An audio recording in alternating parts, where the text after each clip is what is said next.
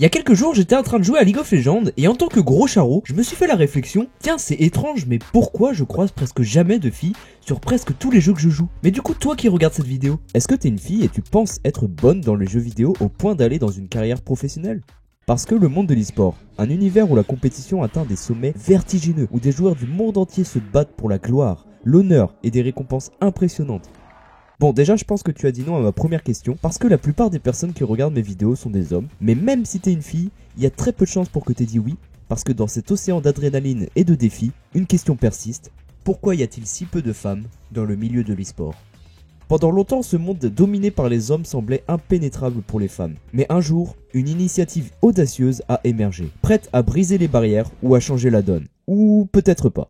Vivictis Esports, une équipe composée exclusivement de femmes, est entrée dans l'arène, portant les espoirs et les rêves de nombreuses joueuses aspirantes. Était-ce le début d'une nouvelle ère pour l'e-sport féminin ou un projet destiné à l'échec dès le départ? Aujourd'hui, je vais vous raconter l'histoire de Vivictis Esports où courage, détermination et rêve se heurtent à la dure réalité d'un monde impitoyable.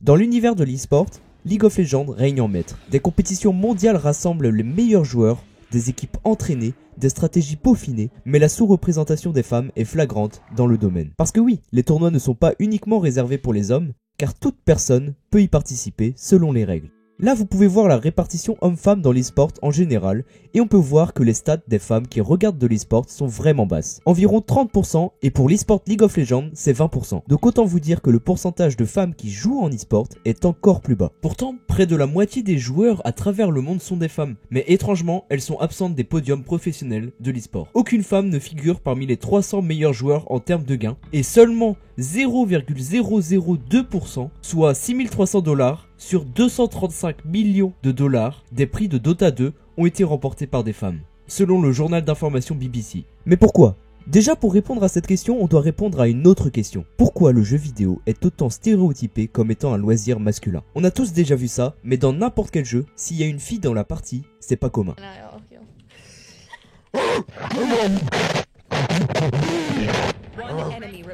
Et maintenant, retrouvons une histoire de Papy Litsou.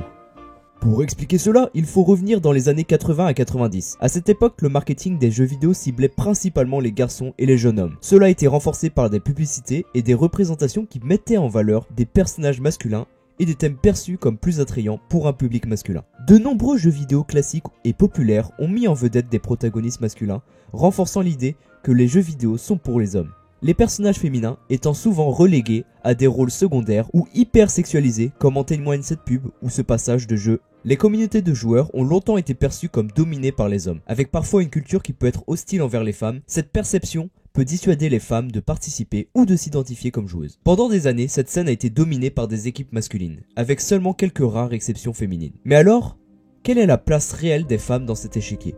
C'est dans ce contexte qu'une lueur d'espoir surgit. En 2018, une annonce fait sensation dans le monde de l'e-sport. La naissance de Vivictis Esports. La première équipe féminine à entrer dans l'arène de League of Legends. Une initiative saluée par beaucoup comme un pas vers la diversité et l'inclusion. Composée de joueuses talentueuses et déterminées, Vivictis n'était pas simplement une équipe. Un symbole de défi contre les stéréotypes. Chacune de ces joueuses avait une histoire à raconter. Un parcours unique qui les avait menées à ce point culminant. Elles n'étaient pas seulement là pour participer, elles étaient là pour prouver que le talent dans l'e-sport ne connaît pas de genre.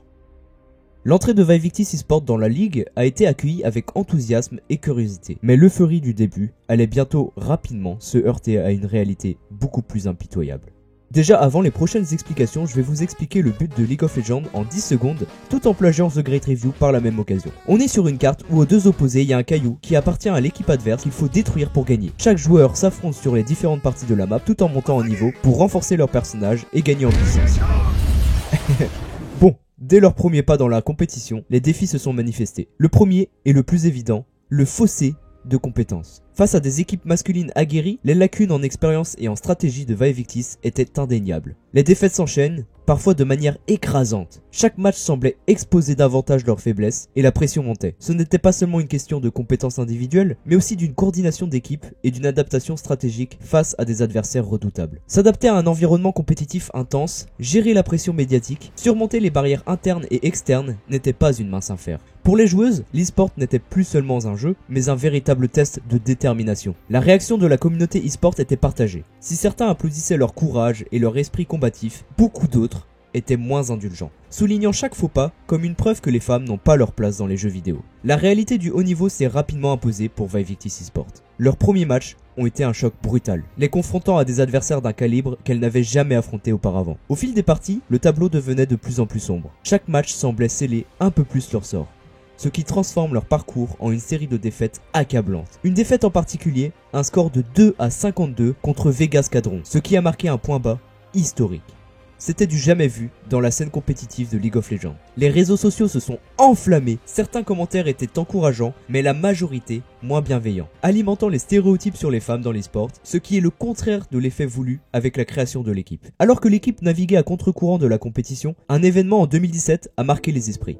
Lors d'un match, une équipe adverse a choisi de bannir exclusivement des champions de soutien, un geste perçu comme un manque de respect flagrant envers l'équipe entièrement féminine. Car le rôle de support dans League of Legends est stéréotypé comme étant un rôle pour filles. Riot Games, les développeurs du jeu, a officiellement envoyé un avertissement à l'équipe pour ce comportement, affirmant qu'un tel acte, bien que non interdit par les règles, était considéré comme un signe de mépris envers les joueuses de Vivectis. Alors que la série de défaites s'allonge, les fissures au sein de Vivectis Esports commençaient à apparaître. La pression externe, combinée à des conflits internes, menaçait de faire imploser l'équipe de l'intérieur. Les désaccords tactiques, les différences de personnalité et la frustration face aux défaites répétées créaient un mélange volatile. Chaque match perdu pesait lourdement sur leur morale. Les défaites étaient difficiles, mais ce qui nous a vraiment affecté, c'est la manière dont nous gérons ces échecs en tant qu'équipe. Nous avons besoin de nous soutenir, mais parfois, nous nous sentions toutes seules. À l'extérieur, la pression médiatique et les critiques de la communauté e-sport ne faisaient qu'ajouter au fardeau.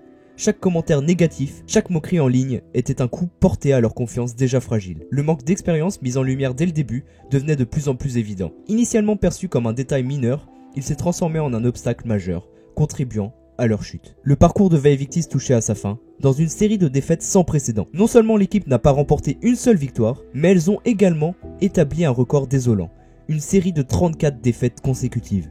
L'équipe a aussi battu un autre record, une défaite record le 3 mars 2019, où Vivectis a perdu en seulement 13 minutes.